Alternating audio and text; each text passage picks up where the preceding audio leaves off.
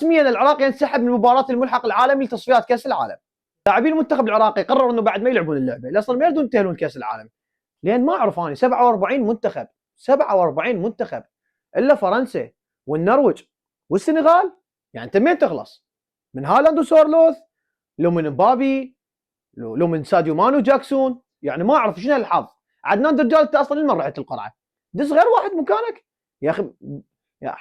حتى من تروح يعني بالقرعه تاثر على المنتخب، شنو انت يا اخي؟ وان شاء الله اللاعبين قرروا انه بعد ما يعني قرروا انه خلاص بعد هم ما يلعبون بهاي اللعبه، لان اصلا اذا صعدوا الكاس العالم راح نصير فرجه لامه محمد.